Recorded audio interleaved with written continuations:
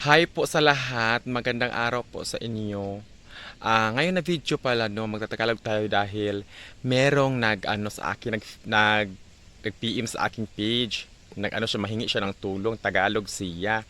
Pero hindi ko maano yung yung sarili ko basta na naawa ba ako or natatawa ba ako sa kanya na kasi parang ano siya parang scam hindi siguro sa scammer kasi tinitingnan ko yung picture niya, hindi naman siya matanda at hindi naman siya yung ano na parang ano siya parang mahirap siya kasi yung picture niya nang parang mayaman yung mukha no.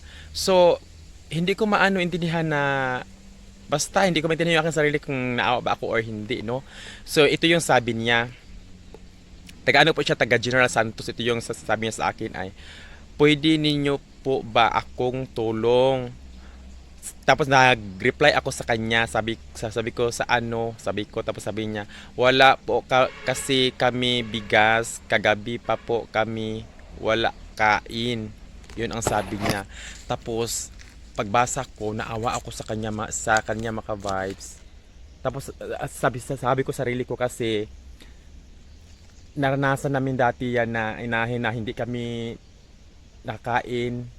Dati yung maliliit pa kami, hindi kami nakakain kasi wala kaming bigas. Tapos yung kinakain namin yung ano lang, yung balinghoy. Ay, yung ano sa Tagalog, nahirapan ako dito. Ay, yung balinghoy. Yun ko yung anong Tagalog sa balinghoy, kasaba. Ganun ba? Tapos yun ang pinaghapunan namin dati yung maliit pa kami. Kaya ngayon, parang naano yung ano ko, yung sarili ko na kawawa naman yung tao, uy, no? Pero, sinustok ko kasi siya, tapos hindi naman siya mahirap tingnan. Parang ano siya, parang mayaman siya, pero nasa isip ko, halo, iba, baka scam to. Tapos sabi ko sa kanya, rinag-reply ko sa kanya na, sana kung malapit ka dito sa akin, bigyan kita ng 2 salmon lang o tsaka, basta kasi kasi mahirap lang po kami. Kasi di lahat ng vlogger mayaman, di lahat ng vlogger maraming pera, marami ding vlogger na sakto-sakto lang yung kita. Kaya sa akin, malayo kasi taga General Santos.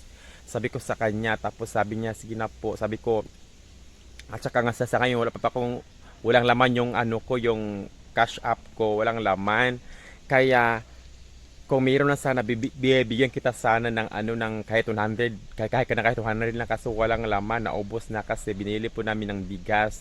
Tapos sabi ko sa kanya, kung malapit ka lang to sa amin, bibigyan kita ng bigas, kahit isang gantang lang, ganun. Kaso katapos sabi ko sa kanya, mag-ano ka lang, maghanap-hanap ka lang dyan na makakain at manghingi ka ng sa mo, sa kapatid sa sa tita mo, tito mo para may pakain kayo kasi malayo siya dito sa amin. Kasi siguro hindi naman siya naka-follow sa akin. Parang siya, parang nakita lang siguro niya ako na sa aking video tapos nag-PPM siya kasi siguro niya vlogger to, baka makatulong sila. Yun, sinasabihin ko sa lahat-lahat ng ko na wala pa akong masyadong ng kita talaga. So, kung mayroon makita, konti-konti lang, kasya lang po sa amin. Yun lang ang sabi ko. Parang parang na yung puso ko na touch, no? Pero, kaya nga, hindi ako maano kung lagyan ko ba ito ng joke, lagyan ko ba ito ng papatawa, pero ngayon parang serious talaga ako, mga ka-vibes, na naawa ako sa kanya. Pero ganito tayo ang buhay natin sa mundo. Dapat laban tayo kung anong nangyari sa anong ay, susuko, nahirapan ako sa kalisod talaga. Uy, nahirapan ako sa Tagalog.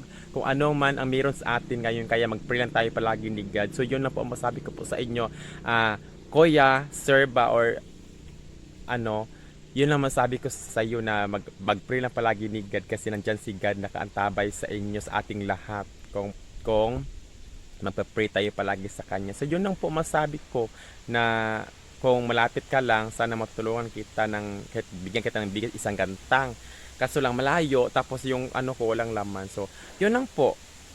Pipray po kita na sana makita ka ng bigas. So, maraming salamat po. Bye.